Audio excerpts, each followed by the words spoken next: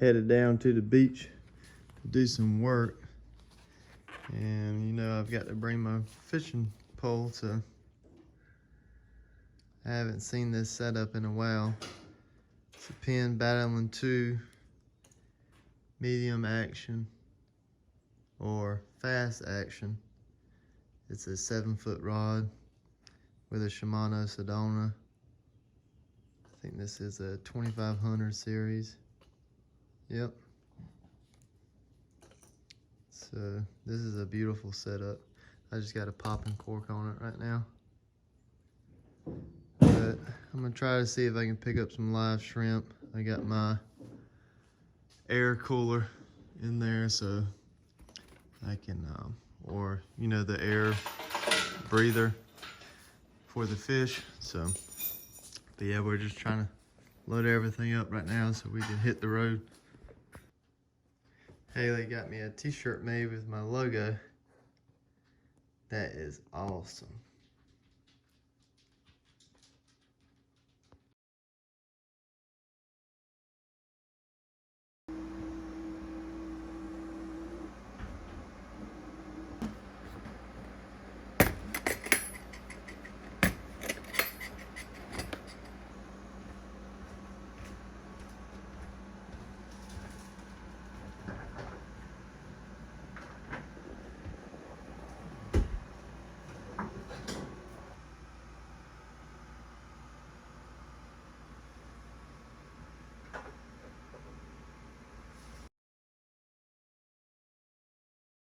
All right, Richard, what you out here doing?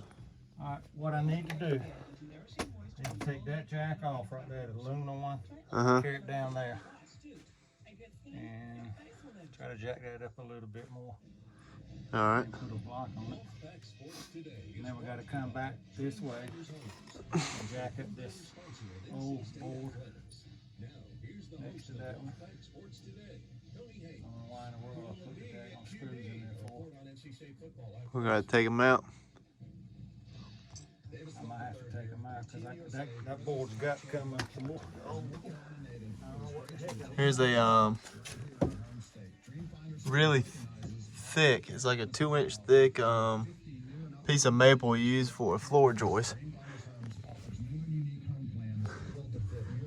How cool is that?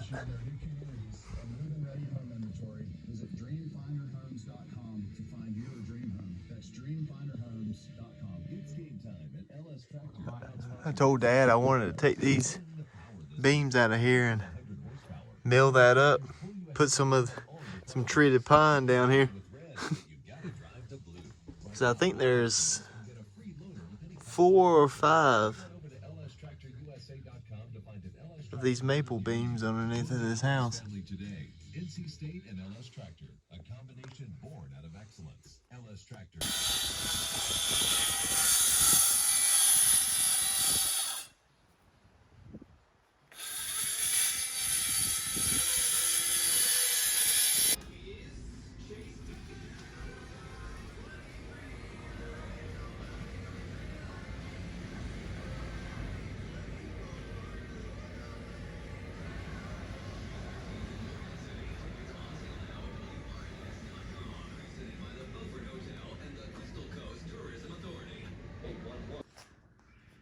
Just got my Granberg Alaskan chainsaw mill in. This is supposed to be the 48-inch cut. So it's got some aluminum bars here and also a round bar there. But probably won't show me putting this together. I'll probably just show it once I get it done.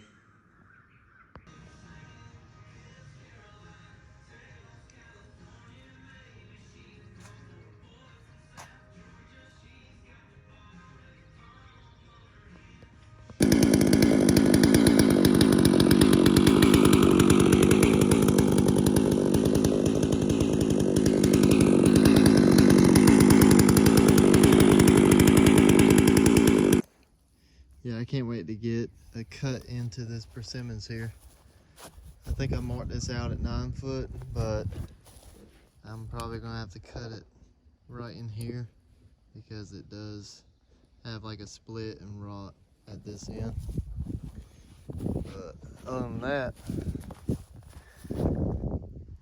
it's got really good lumber in there.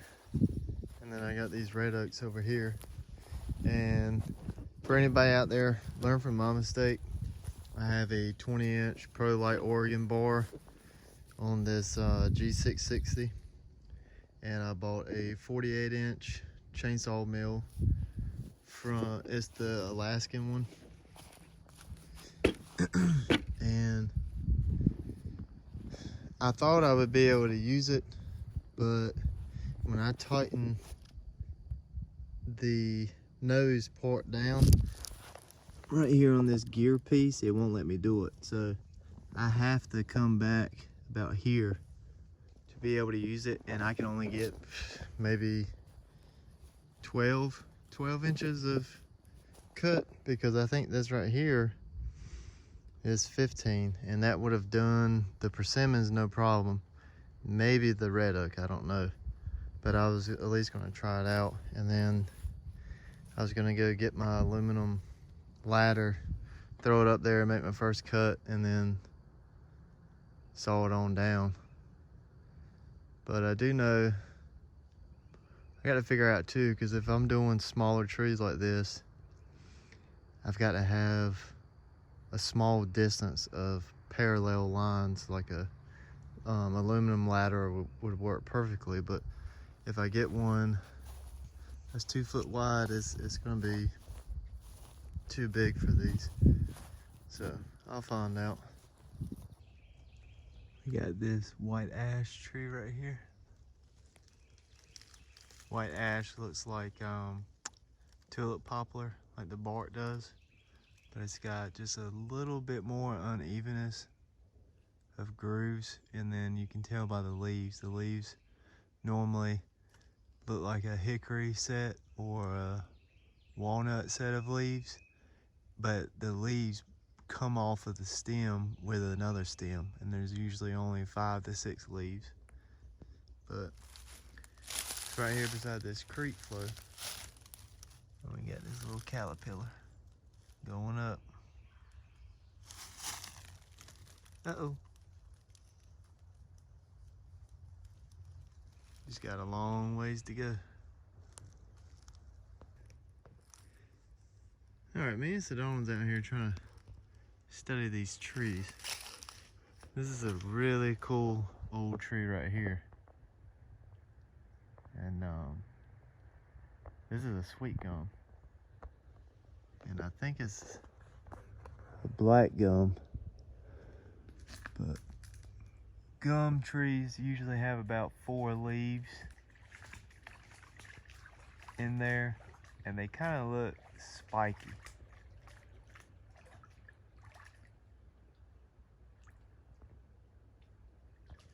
Which is kind of hard to see on camera because of all the other leaves in it.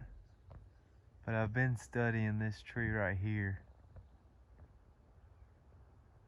You see, the bark on that top looks like poplar or white ash, but when I studied the leaf, that's a black gum, and it basically is this tree right here. And these trees are gnarly.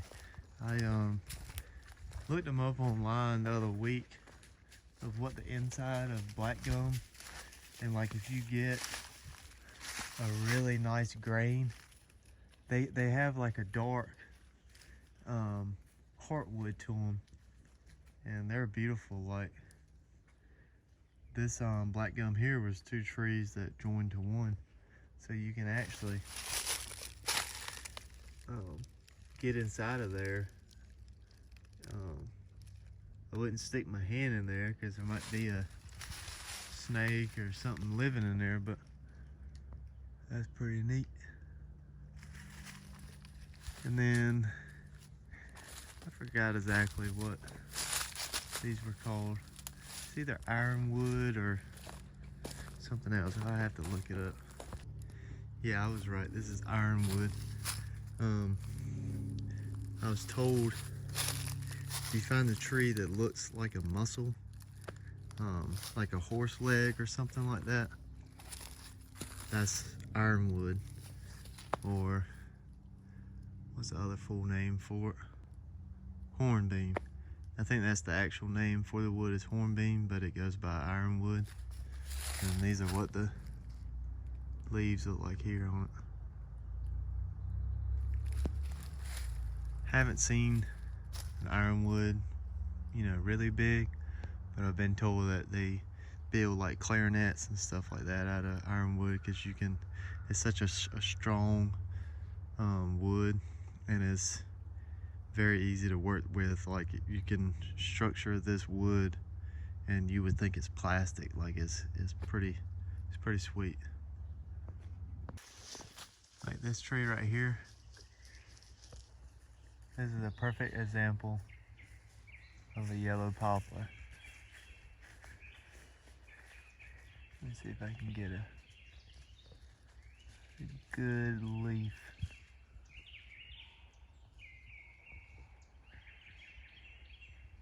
But the poplars, their leaves are really easy to identify.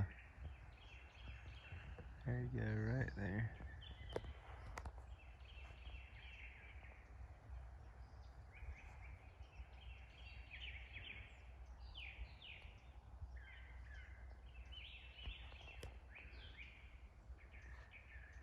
But their bark looks a lot like white ash, but it's smooth. It's got the same design as white ash, but it's smooth. It's like somebody took a belt sander to it. What you doing, Sano?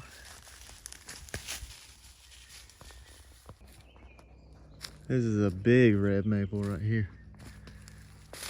Didn't honestly know what kind of tree this was during the fall because the bark on it's just so gnarly. But now that the leaves have came out, I've, you know, figured out what kind of tree this is. And it's a red maple. Don't know how well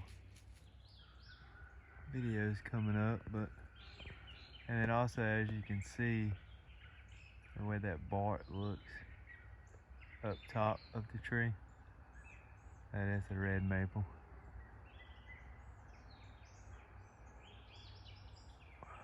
Which one is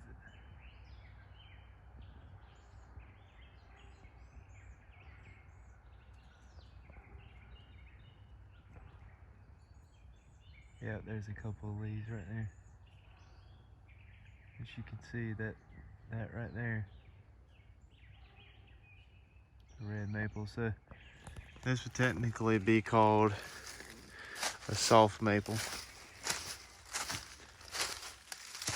because that's what red maple is, a soft maple. I've just been coming down here, cutting some bad limbs down with the pole saw. And this is a comparison of the pole saw to the red maple. It's a pretty good sized tree right there. Don't you think, Sidon?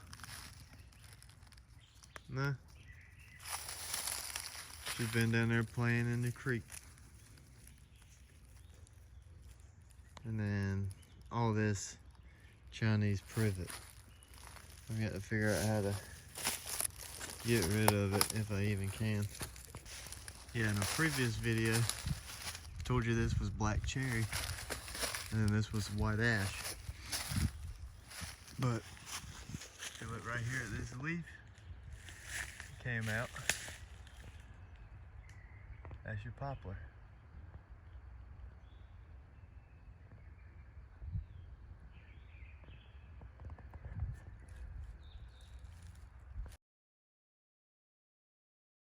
And then this tree right here is gnarly. I was trying to figure out what kind of tree it was, but when you look at the leaves on it, it's a poplar. How cool is that?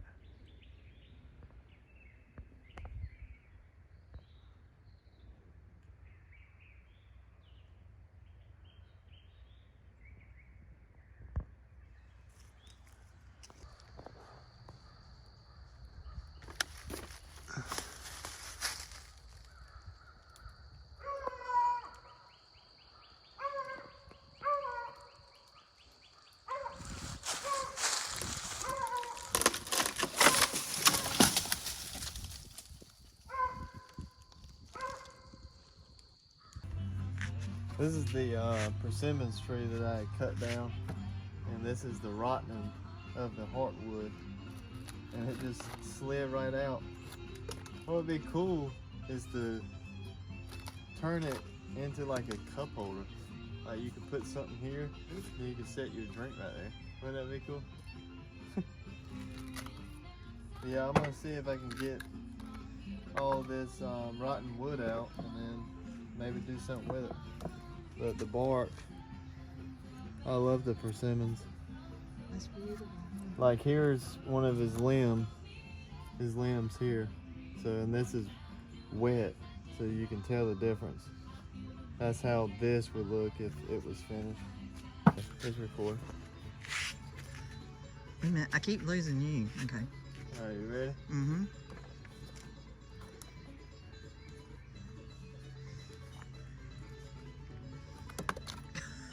This